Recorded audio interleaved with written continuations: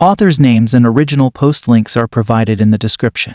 Let's get into the video. AITA for not preparing my pregnant wife food. My wife is 5 months pregnant and has started to feel hungry a lot. She is recovering from vomiting constantly, and now it's just once a week or two. We both work from home. I try to do the majority of household chores. Though it's a small apartment with no kids, it's not really much work. And we typically just have milk and bread for breakfast, which I bring to her bed. She helps with cooking whenever she is feeling good, and very lately she has started to cook more than me. Otherwise, I cook the dinner with often some assistance from her, like cutting onions, etc. We save the dinner for lunch the next day. It's good to go most of the time. The problem is that my wife keeps complaining to me that she is hungry and I haven't fed her. I do offer snacks like bananas, fruits, and nuts, but she says she is looking for some real food because she is really hungry. When I ask her what you want me to make, she often doesn't have an answer and tells me she doesn't know but is hungry. If I offer to make something, say soup or boiled potatoes, she shoots it down for one reason or another. This gets me visibly frustrated. Today, she agreed to a serving of watermelon, which I cut and served. While cutting it, I asked her to tell me what she wants to eat because she will start complaining while she is hungry, and I can't immediately have something ready to eat because it takes preparation. She said she was good for a while, and didn't entertain my question. As predicted, when I visited her room an hour or so after work, she started pouting that she was hungry, and I didn't feed her anything since lunch throughout the day. This made me a bit angry because I did feed her the melon and some dry snacks. It just wasn't proper food. Moreover, I had asked her what to eat exactly for this reason, and she had refused to answer then. I told her she was expecting too much from me, both figuring out what to make and making them. I told her that she should at least take responsibility for figuring out what to eat, and let me know in advance. She felt like I was invalidating her, and then said, "Okay, I won't tell you anything from now on," pouting. I got annoyed and left the room.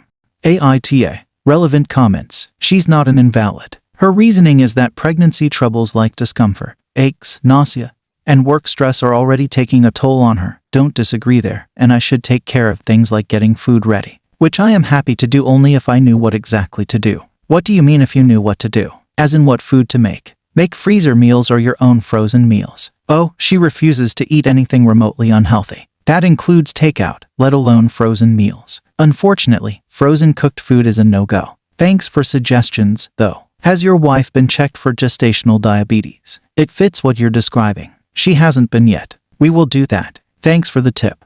Because it sounds like neither of you is eating real food. Dinner with rice, veggies, lentils, and meat. Same thing for lunch the next day. Fruits and dry fruits, milk, bread, cereal for breakfast, or sometimes eggs. Is this not good? We both have pretty small appetites. Well, at least they used to be. OOP responds to a downvoted comment asking why he posted in the first place with something so silly. I am glad to have made the post. It was an outlet for my frustrations, which helped me calm down. I also learned that our diet is likely inadequate, so I had a conversation with my wife regarding that. I get to learn from different perspectives, which is also a good thing. I now have motivation to make some meals unasked and see how it goes. All in all, making this post was really useful. I agree that it's not a big conflict that often gets posted, but it is still a conflict where I am unsure if I am doing anything wrong. Nevertheless, I am glad to have posted and thankful for all the responses.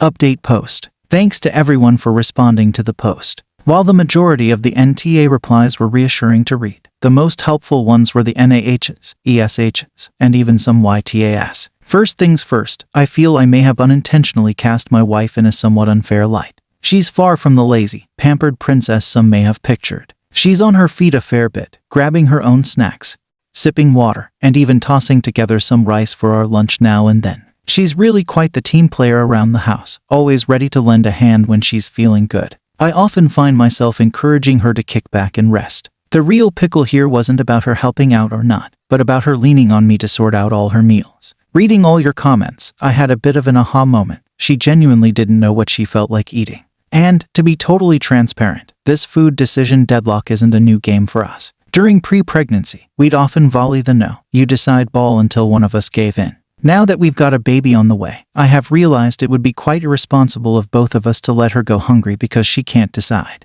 While technically it is her responsibility to decide, I have taken up following some advice here. Quick tangent. Have you ever noticed how different you can be from your partner in certain ways? Like, when I'm under the weather, I'm a big fan of sorting out my own needs, calling the doctor, taking my medications, fetching my own hot water. My wife, though, She's all about caring and pampering, even when I'm barely sniffling.